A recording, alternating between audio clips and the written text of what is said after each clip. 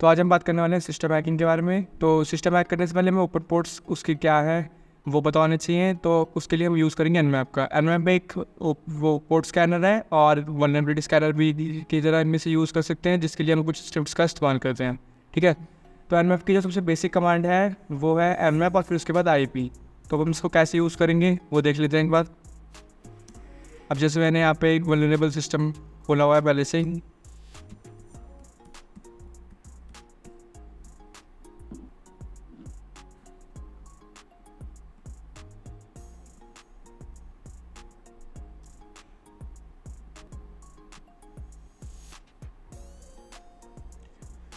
तो अब हम बेसिक कमांड एनमैप की होती है कि पहले एनमैप लिखना और फिर उसके बाद जो सिस्टम की IP है वो।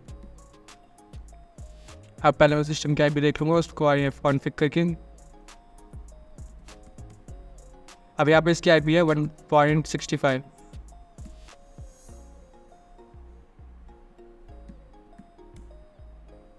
अब यहाँ पे उसके जितने भी ओपन पोर्ट्स थे ये हमें मिल गया। जैसे 21 था FTP का वो दिखा दिया इसने, और 22 था SSH का वो दिखा दिया, 23 टेलनेट का, और जो बाकी गया वो भी। ठीक है, अब बात करते हैं आगे। आप एनमैप में कुछ फ्लैग्स भी होते हैं, उसमें सबसे पहले बात करते हैं हम OS रजिस्ट्रेशन की, जिसका फ्लैग होता है -O।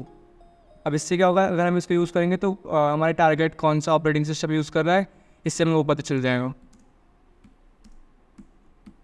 तो जैसे हमने -O लगा दिया इसके आगे। इसके लिए हमें रूट प्रिविलेजेस होते हैं, तो उससे पहले सूडो लगाना पड़ेगा या फिर इसे रूट में ही रन करना पड़ेगा। ठीक है, अब यहाँ पे आ गया है उसका मैक एड्रेस आ गया, और कि वो कोई लिनक्स चला रहा है ये आ गया, और ये रहा उसका कर्नल वर्जन।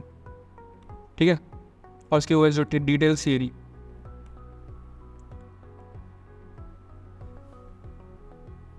अब हम बात करेंगे कि सर्विस वर्जन और डिफ़ॉल्ट स्क्रिप्ट कैसे यूज़ करते हैं उसमें। उसके लिए दो फ्लैग होते हैं, -SC और -SV। -SC होता है डिफ़ॉल्ट स्क्रिप्ट के लिए, -SC होता है उसके लिए वर्जन के लिए कि कौन सी सर्विस कौन से वर्जन पे चल रही है। उसके लिए हम यूज़ करेंगे पहले एनमैप दोबारा से, फिर IP और फिर S, और फिर ये दोनों फ्लैग ला के रन कर देंगे।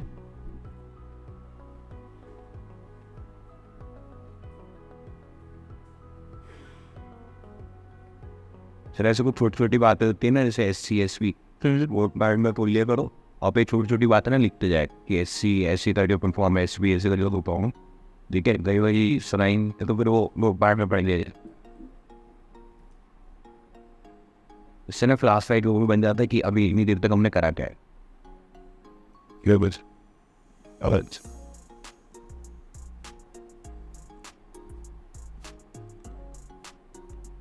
तो अब यहाँ पे उसके बारे में आ गया है उसकी सर्विसेज। ठीक है, अब जैसे यहाँ पे ये दिखा रहा है कि FTP का वर्जन है VS FTPD 2.3.4, और SSH का है OpenSSH 4.7 P1, और टेलनेट का है लिनक्स टेलनेट D पोस्ट, और SMTP का है पोस्टफिक्स SMTPD, और नीचे बहुत सारे हैं। अब बात कर लेते हैं दूसरे फ्लैग्स के बारे में।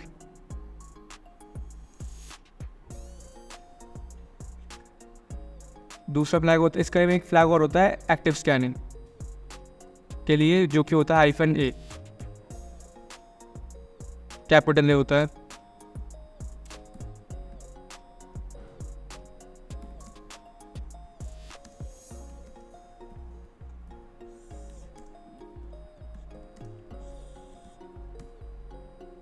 ठीक है, अब हम इसे रन करेंगे। ये थोड़ा सा टाइम लेता है रिजल्ट देने में।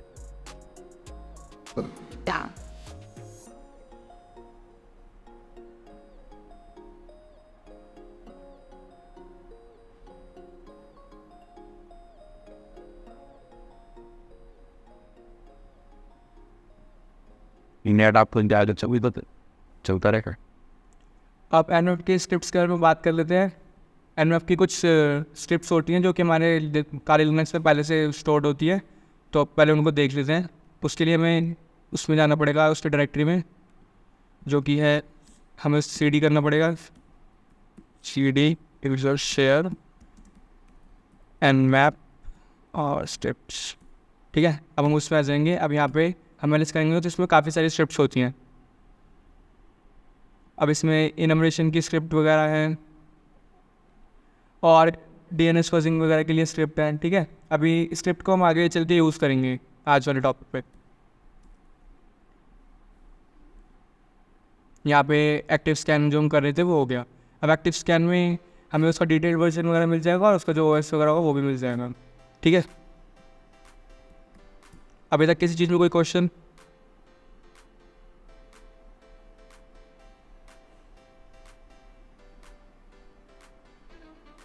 इशू आपकी आवाज़ कट रही थी।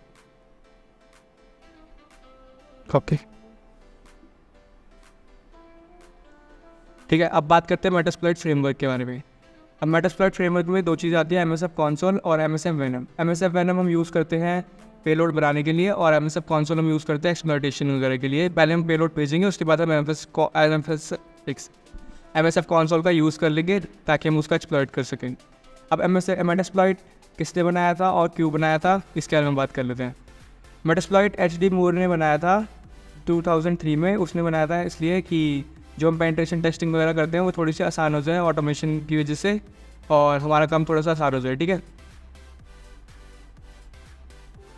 अब मेटास्प्लॉइट में कुछ मॉड्यूल्स होते हैं जिनमें से कुछ के नाम है auxiliary, encoders, evasion, exploits, NOPs, payloads और पोस्ट। पोस्ट पे से हम मतलब है पोस्ट एक्सप्लॉइटेशन। ठीक है, कि जब हमें सिस्टम की एक्सेस मिल जाएगी उसके बाद हम क्या करेंगे इनका यूज़ करके। अब एक्सप्लॉइट्स होते हैं कि जैसे किसी सिस्टम में कोई वनरेबिलिटी है तो हम उसका यूज़ करके एडवांटेज लेके उस सिस्टम की एक्सेस ले सकते हैं।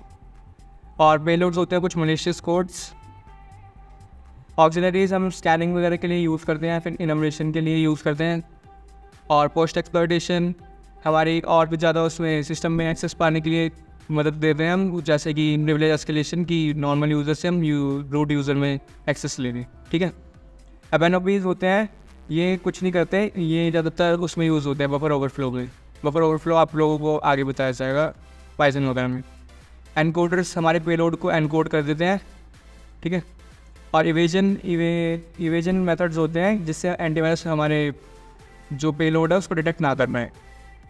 ठीक है, अब पहले हम MSF कंसोल की मैनुअल देख लेते हैं एक बार। इसकी कमांड होगी man स्पेस MSF कंसोल। ठीक है, ये मैनुअल आ गई।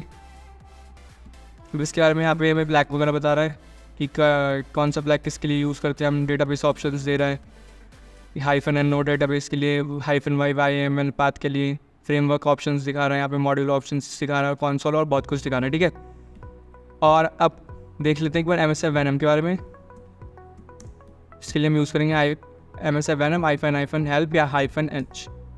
ठीक है, अब यहाँ पे भी यही है कि -l किसी मॉड्यूल को लिस्ट करने के लिए, -p पेलोड के लिए, और -f फाइल फॉर्मेट के लिए, -e एनकोडर के लिए, और नीचे और भी सारे हैं। ठीक है, पानी की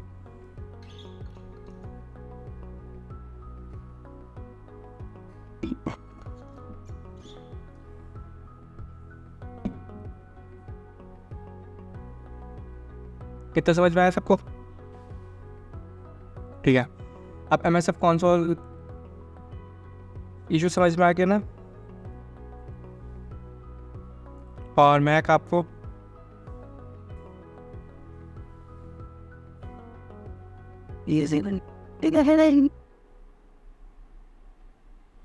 मैक माइक नहीं यूज़ करती है सर, तो टेक्स्ट भी नहीं करती। हाँ तो पढ़ो, ठीक।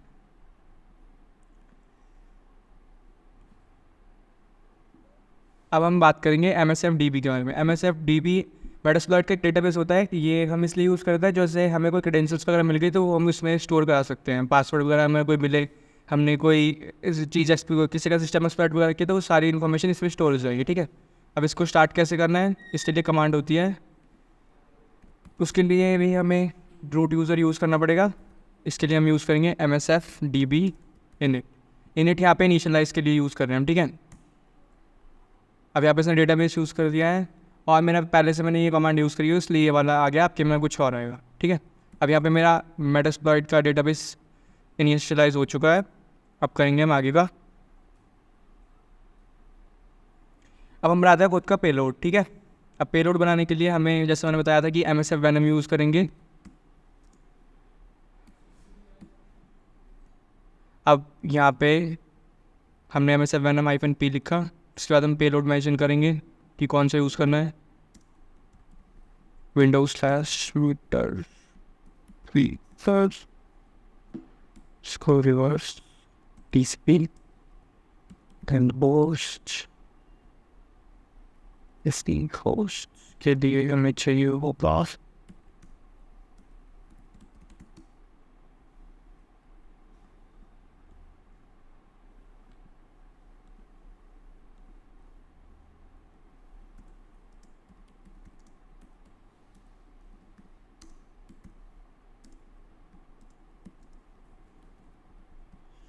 तो अब एक बार इसको देख लेते हैं कमांड को।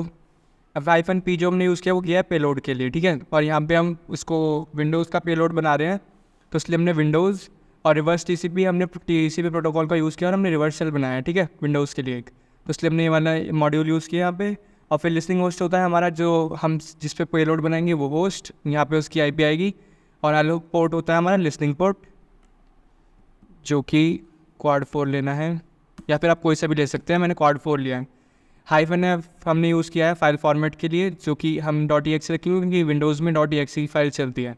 और जो ये ग्रेटर देन का साइन है उसके राइट पे हमने उस फाइल का आउटपुट दिया है कि इस नाम से फाइल का आउटपुट आएगा, ठीक है। अब हम एंटर करके इसको क्रिएट कर लेते हैं।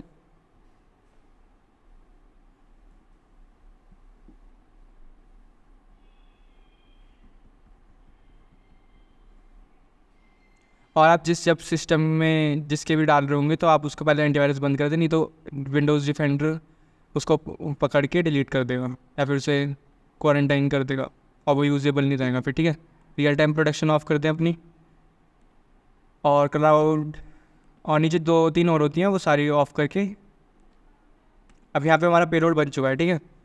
अब हम पहले देख लेते हैं पेलोड ये रहा। अब हम पेलोड को अपनी विंडोज़ में डालेंगे। नहीं शॉप, एक सेकंड देना।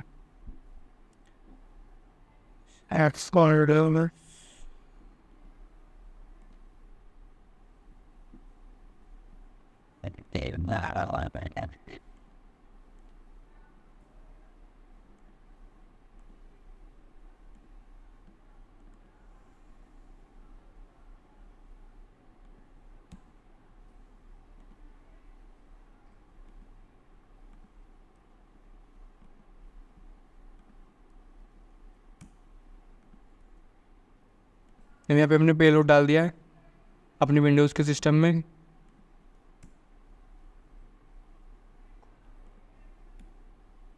ठीक है, एक बार फिर से खोल देंगे। अब हम यूज़ करेंगे MSF कंसोल का। हमने पेलोड बना लिया और हमने अपने सिस्टम के उसमें विक्टिम के सिस्टम में खोल दिया है अपना पेलोड। अब हम यूज़ करने वाले हैं MSF कंसोल, क्योंकि हमने जो पेलोड था वो एग्जीक्यूट कर दिया है। अब हमें उसको करना है एक्सप्लॉइट, ठीक है। MSF कंसोल की कमांड होती है MSF कंसोल ही।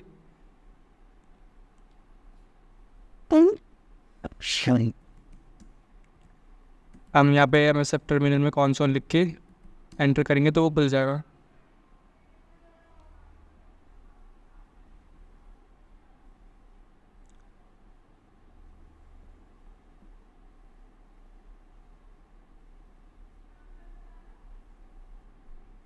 हमारा MSF कंसोल खुल गया है। अब MSF कंसोल्स में 2335 एक्सप्लॉइट्स होते हैं, 1220 ऑक्सिलरी होती हैं, जो कि मैंने बताया था स्कैनिंग वगैरह के लिए हम यूज़ करते हैं। 413 पोस्ट एक्सप्लॉइटेशन के मॉड्यूल्स हैं और 1385 पेलोड्स हैं, 46 एनकोडर्स हैं, 11 NOPs हैं और 9 इवेजन्स हैं, ठीक है।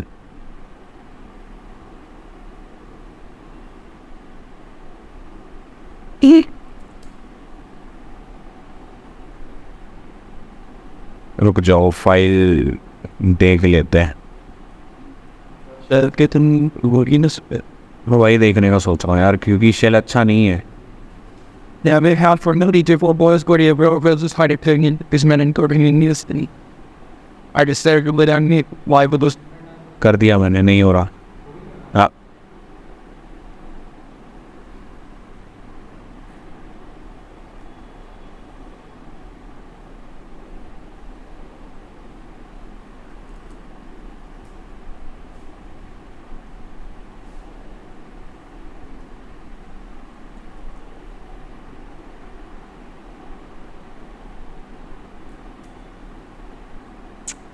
इसका नाम क्या है एक तो?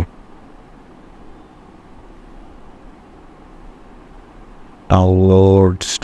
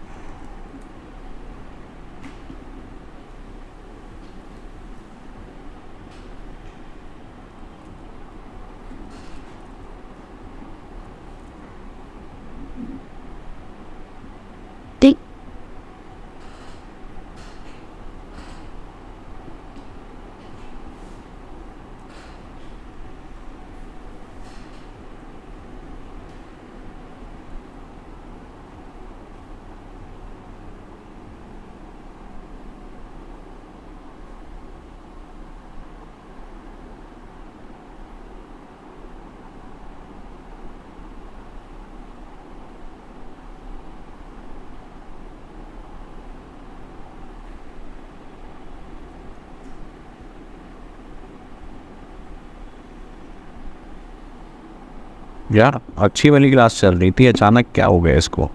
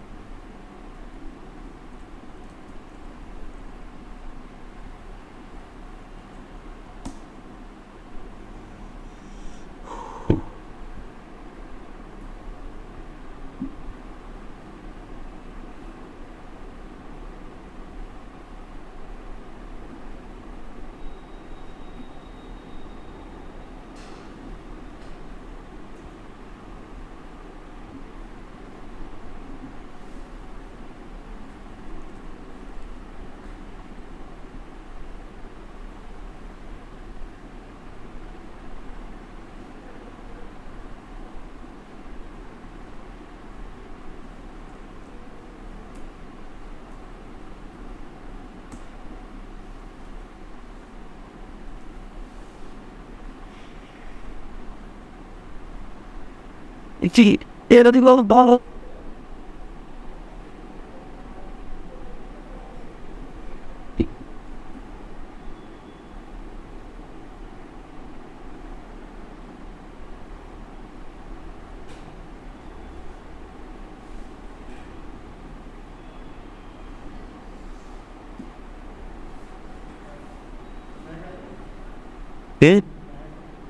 Look. नहीं. Mom.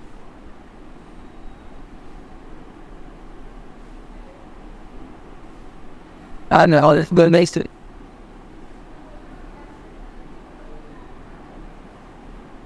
But I didn't think way to cross onto it. एक काम करो, आईपी बदलो, किसी और से कनेक्ट होके फिर अपलोड करो एक बारी, क्योंकि डिलीट तो करना पड़ेगा यार.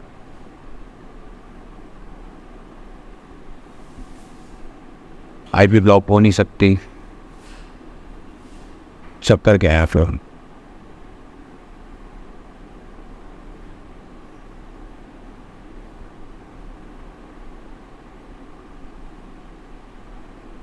जरा मैं ढंग का शेल डालना चाहिए था पहले.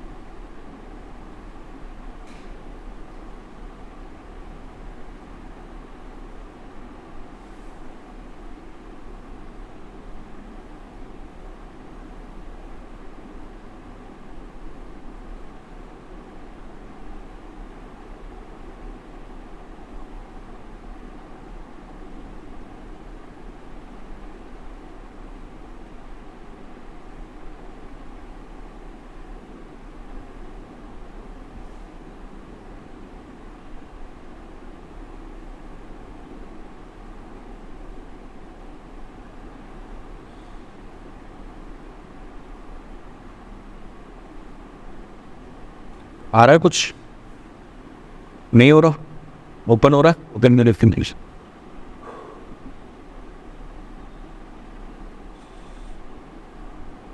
ठीक है भाई, पहले काम कर दे। कुछ नहीं आ पड़ा, नहीं बना, चलो ठीक। देखो भाई, ऑब्वियसली थोड़ी सिचुएशन है, अभी ऐसी तो रुकना पड़ेगा सभी को। आप तो अभी करने का ध्यान रिवर्सल डाल दो भाई अभी उसके बाद।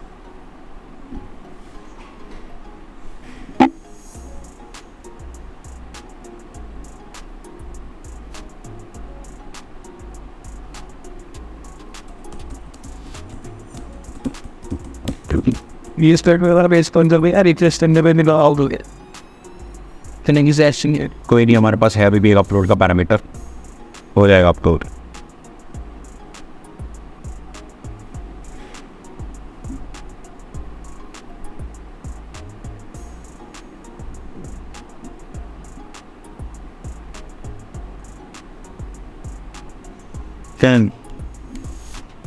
क्या होता है कमांड?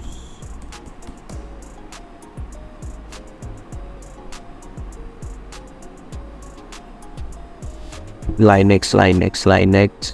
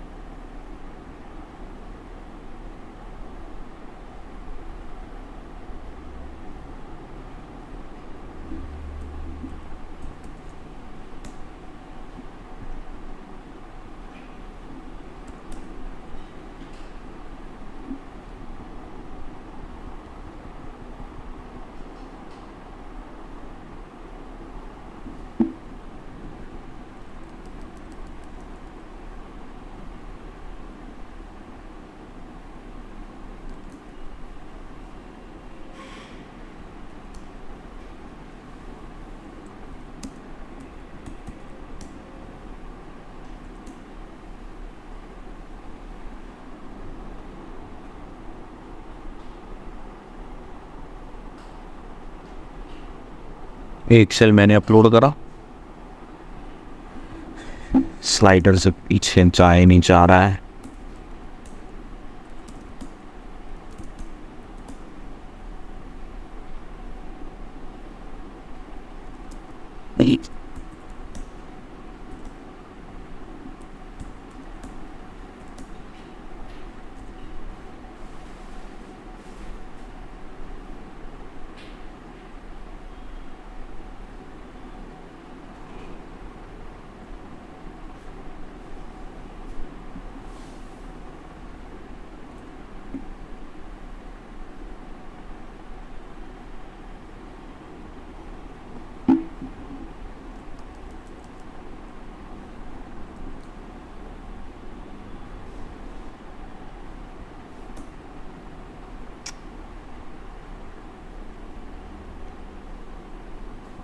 ठीक है, सिंपल बात तो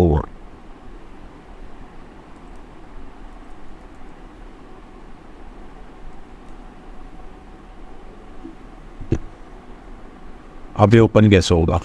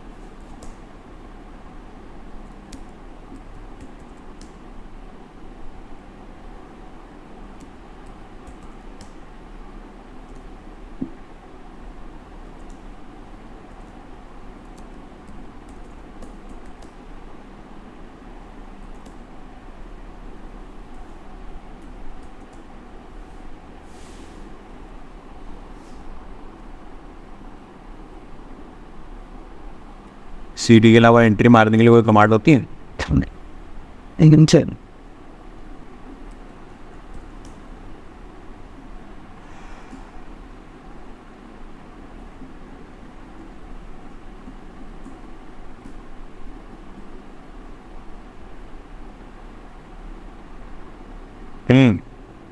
कोई देख रहा, कोई देख रहा अपने को, और किसी ने देख भी लिया, क्योंकि कोई देख रहा है।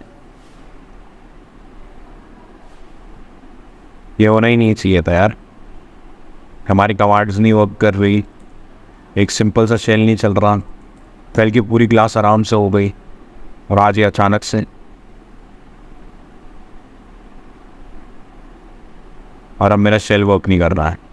शाबाश, एक लास्ट बस।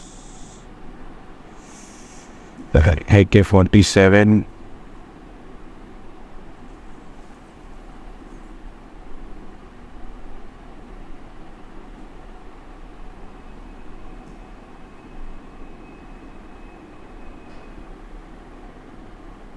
चल यार।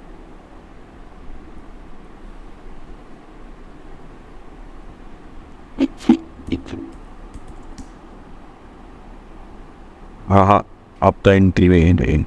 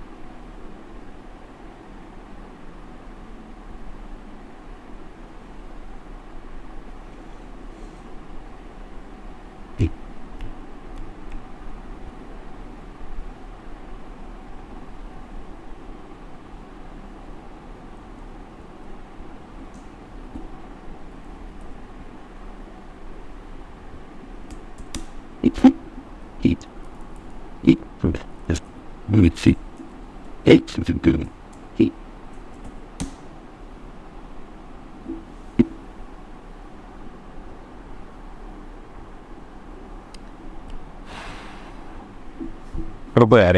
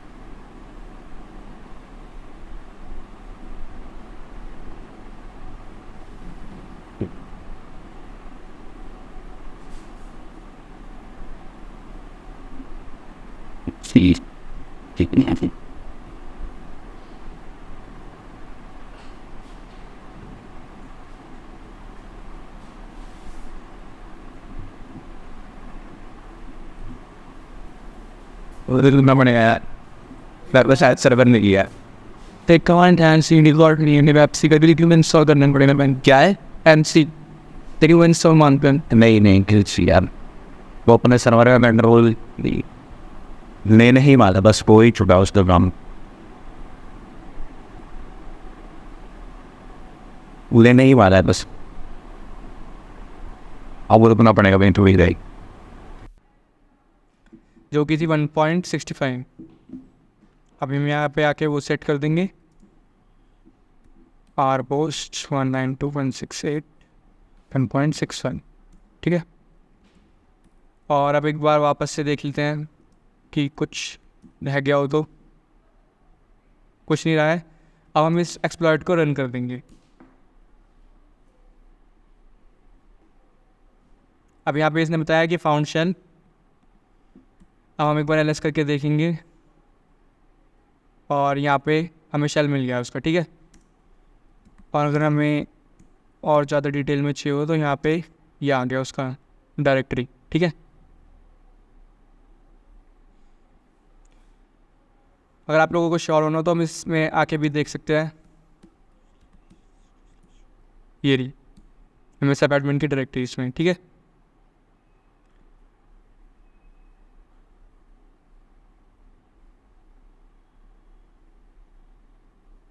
अब हम करेंगे एसएमबी की इनमरेशन। एसएमबी एक सर्विस होती है जिसको हम फाइल शेयरिंग वगैरह के लिए यूज़ करते हैं। इसमें हम प्रिंटर्स वगैरह और सीरियल पोर्ट्स वगैरह में जो उनके रिसोर्सेज होते हैं उसको शेयरिंग के लिए यूज़ करते हैं, ठीक है। इसकी full form server message block होती है।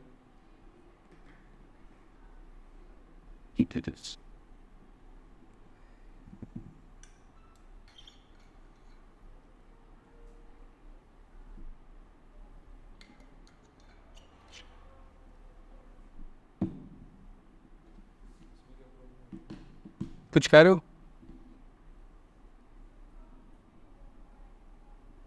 Carlos क्या मैं unknown data spoilers.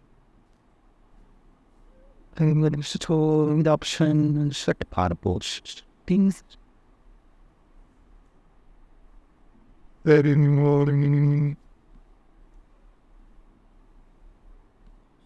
एक सेकंड अपना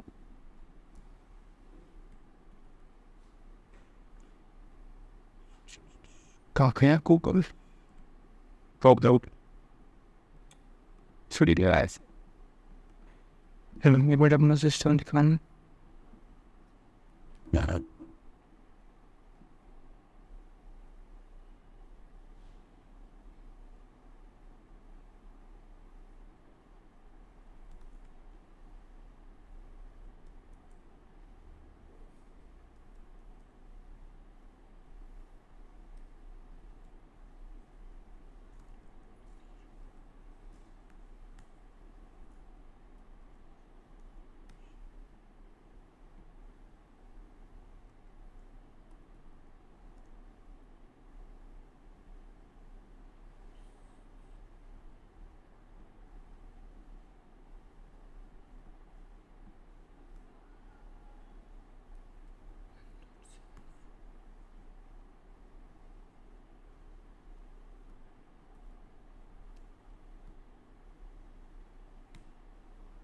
ओके हाँ, फिर शायद कुछ फाइनल गलती की थी ना, पूरा दोबारा से करके देख लें, ठीक है।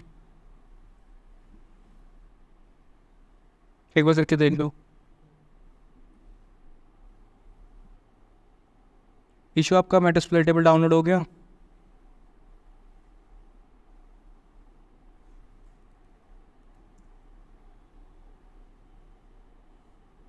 इशू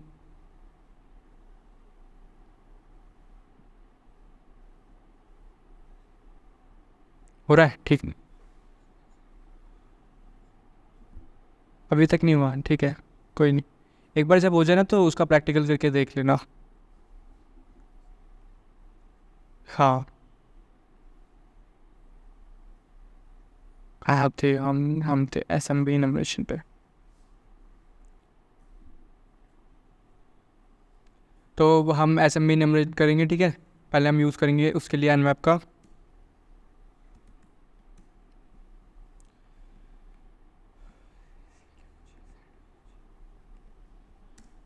हम जाएंगे एनमैप की स्क्रिप्ट्स वाले फोल्डर में, और फिर वहाँ पे जाके हम ls grep -e smb कर देंगे। grep का यूज़ पता है सबको? नहीं पता? फिल्टर हाँ, फ़िल्टर आउट करने के लिए वही स्पेसिफिक कीवर्ड। वैसे यहाँ पे मेरे को बस smb का चाहिए था, तो मैंने smb लगा दिया यहाँ पे। और फिर यहाँ पे बहुत सारे smb के आ जाएंगे, enumeration, domains, group, processes, services, sessions, users, ठीक है, और काफ़ी सारे हैं यहाँ पे। अब मुझे कुछ स्पेसिफिक्स चाहिए बस यहाँ पे। मुझे चाहिए यहाँ पे smb इनमरेट यूज़र्स वाला, और इनमरेट शेयर्स वाला, और इनमरेट ग्रुप्स वाला, और OS डिस्कवरी वाला, ठीक है। तो हम पहले एक बार दोबारा से देख लेंगे smb किस पे चल रहा है उसके।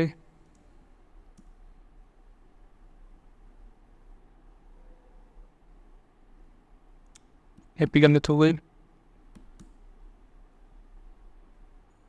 यहाँ पे माइक्रोसॉफ्ट DS है, ये smb से चला रहा है, ठीक है। अब हम यूज़ करेंगे इसकी स्क्रिप्ट्स .65 और हाइफन स्क्रिप्ट, उसके बाद इक्वल्स टू, ये होता है फ्लैग स्क्रिप्ट यूज़ करने के लिए कस्टम अपनी, ठीक है, जो उसमें से बिल्ट इन है अपने मैनुअल स्क्रिप्ट यूज़ करने के लिए। OS डिस्कवरी और हाइफन बी पोर्ट के लिए यूज़ करते हैं हम। पोर्ट में हम यूज़ करेंगे 445, क्योंकि हमने देख लिया था वो है। और पोर्ट में अगर आपको कोई और से पोर्ट करने हो तो यहाँ पे -1, अगर मैं ऐसे लिखूँगा 1-100, तो यहाँ से 1 से 100 तक के करेगा, ठीक है। और मुझे सिर्फ कुछ ही करने हो जैसे 80 और सिर्फ 443, तो मैं यहाँ पे कोमा वगैरह लगा के कर सकता हूँ, ठीक है। अगर सारे करने हो तो -p, इससे सारे होंगे जितने भी पोर्ट्स अवेलेबल होते हैं। अभी फ़िलहाल के लिए हमें बस ये करना है।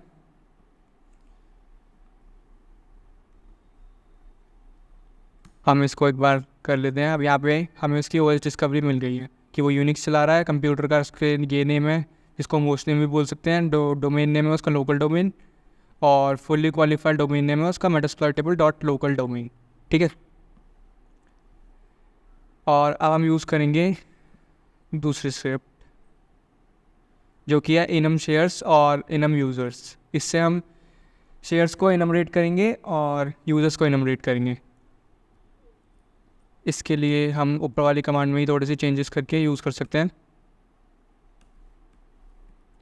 smb -enum -shares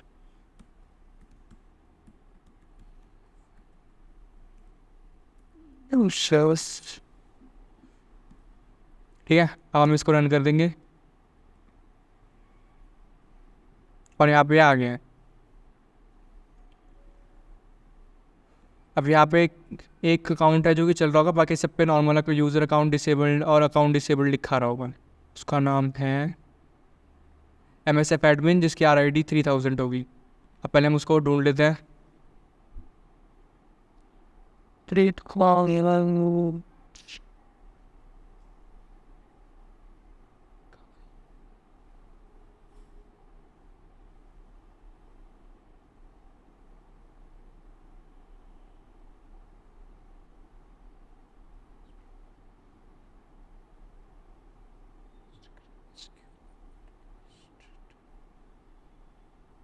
ये रहा वो, ठीक है।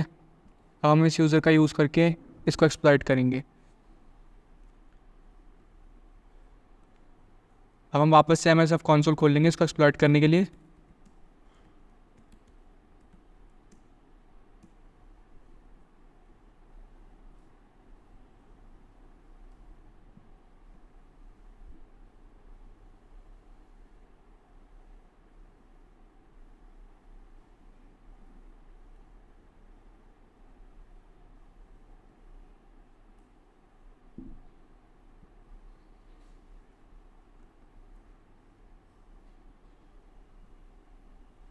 और जब ये खुल जाएगा तो हम सर्च करेंगे Samba.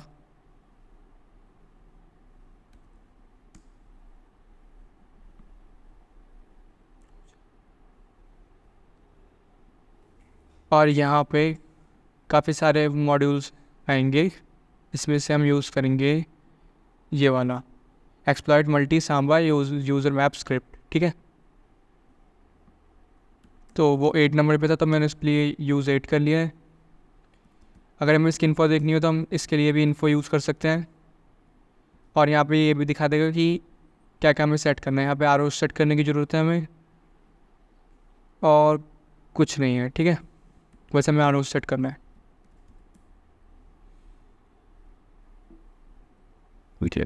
Set R host receiving host होगा जो कि विक्टिम का होस्ट होगा। ये फिर बीच में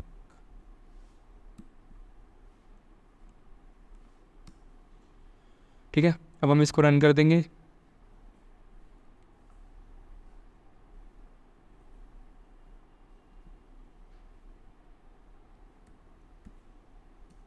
और हमारे पास सेल आ गया है, ठीक है।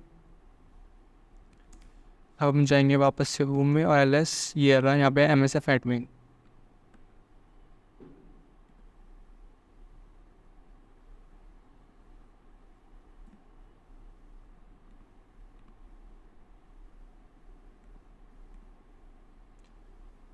टर्मिनल को बता दो सर, टर्मिनल को बता दो, ठीक है। तो अब एक और एक्सप्लॉइट होता है जो कि विंडोज 7 के लिए है अवेलेबल, उसका वो हम इटर्नल ब्लू बोलते हैं। उसमें हम विंडोज 7 का एक्सेस ले सकते हैं।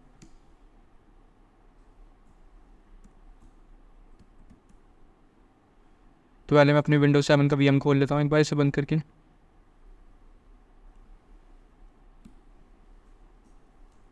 और जो हमने पेलोड वगैरह बनाया था वो लोकल नेटवर्क में काम करेगा बस, ठीक है।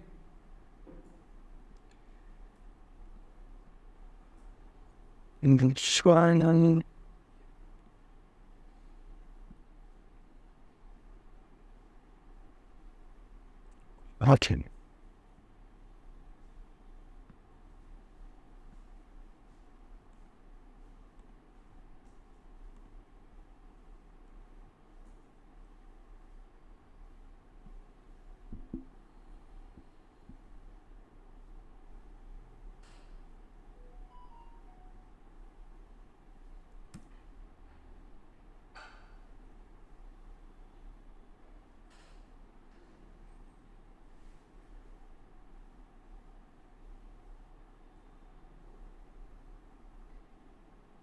ये थोड़ा टाइम लेगा तो इतने हम आगे बात कर लेते हैं। हम एमएसएफ कंसोल में सर्च करेंगे इटर्नल ब्लू, और यहाँ पे एक्सपर्ट उसका, ठीक है। इसमें एसएमबी सर्विसेज का एडवांटेज लेके उसका सिस्टम का एक्सेस मिल जाता है हमें। और ये एनएसएन ने बनाया था 2017 के अराउंड में, और बाद में लीक हो गया था।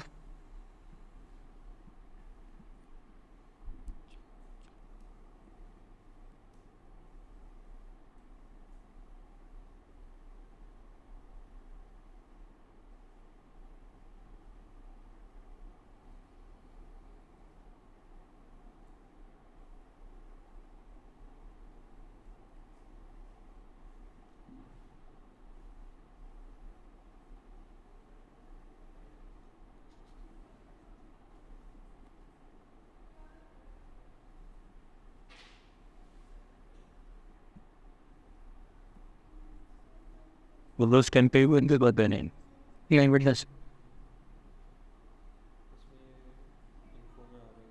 इशू एक सेकंड रुकना, क्या Info में आ रहे भी है every but what's wrong with the मैंने विंडोज 10 पे भी करके नहीं देख, विंडोज 7 पे तो मैंने करा हुआ काफ़ी बार।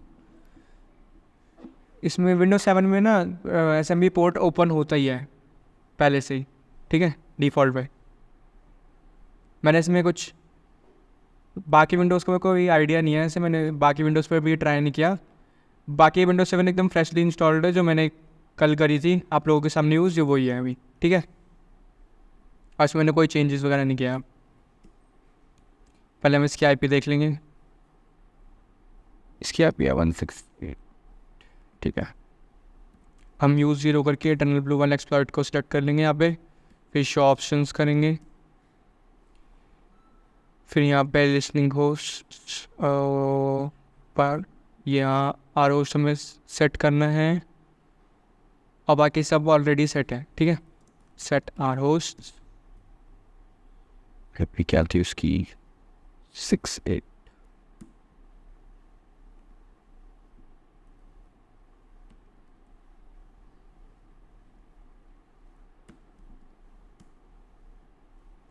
और अब बस हम इस एक्सप्लॉइट को रन कर देंगे।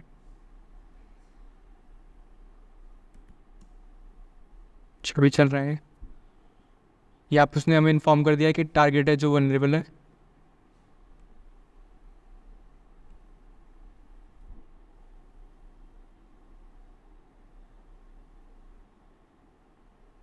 और हमें चैनल मिल गया है।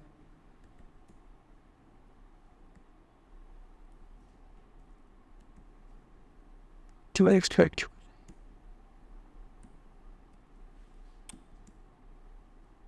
ये अनस्टेबल हो गया है किसी कारण से, एक्सेस मिली थी लेकिन वो बंद हो गया।